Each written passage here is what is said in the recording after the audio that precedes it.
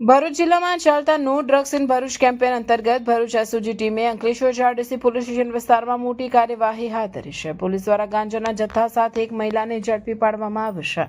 Police પાસેથી મળતી માહિતી મુજબ ભરૂચ જિલ્લામાં યુવાધન નશાના રવાડે ન ચડે અને નશાયુક્ત પદાર્થોની ખરીદ વેચાણ તથા હેરાફેરી અટકાવવા માટે પોલીસ મહાનિરીક્ષક સંદીપસિંહ, વડોદરા વિભાગ તેમજ ભરૂચ પોલીસ અધિક્ષક અક્ષય રાજના માર્ગદર્શન હેઠળ no drugs in Bharuch campaign ચલાવવામાં આવી રહ્યું છે. આ અભિયાન અંતર્ગત પોલીસ ઇન્સ્પેક્ટર એવી પાણમિયાના માર્ગદર્શન હેઠળ એસઓજી સ્ટાફ દ્વારા જિલ્લામાં સઘન પેટ્રોલિંગ હાથ ધરવામાં આવી રહ્યું છે. તે દરમિયાન એએસઆઈ રાજેન્દ્રભાઈ નાથાભાઈને મળેલી ચોક્કસ બાતમીના આધારે અંકલેશ્વર જીઆરડીસી વિસ્તારમાં દરોડો પાડવામાં આવ્યો હતો. દરોડા દરમિયાન આરોપી સોની કુમાર, પતિ મુકેશ વાસુદેવ મંડલ, રહેવાસી મંગલદીપ સોસાયટી, રાજપીપળા રોડ, સારંગપુર તાલુકો અંકલેશ્વરના રહેણાંક મકાનમાંથી વનસ્પતિજન્ય માદક પદાર્થ ગાંજાનો જથ્થો મળી આવ્યો હતો.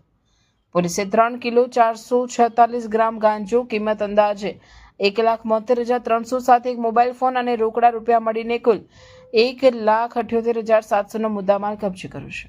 આ મામલે અંકલેશ્વર જીઆરડીસી પોલીસ સ્ટેશનમાં એનડીપીએસ એક્ટની કલમ 8C, 20B અને 29 મુજબ ગુનો દાખલ કરવામાં આવ્યો છે. આ કેસમાં સુમિત નામનો એક આરોપી જે ઓડિશાનો રહેવાસી હોવાનું જાણવા મળે છે તે હાલ વોન્ટેડ જાહેર કરવામાં આવ્યો છે અને તેની શોધખોળ હાથ ધરવામાં આવી રહી છે. આ સમગ્ર કામગીરી પોલીસ ઇન્સ્પેક્ટર એવી પાણમિયા, પોલીસ ઇન્સ્પેક્ટર કે.એમ. વાઘેલા તેમજ એસઓજી ટીમના પોલીસ અધિકારીઓ અને સ્ટાફ દ્વારા સફળતાપૂર્વક પાર પાડવામાં આવી હતી.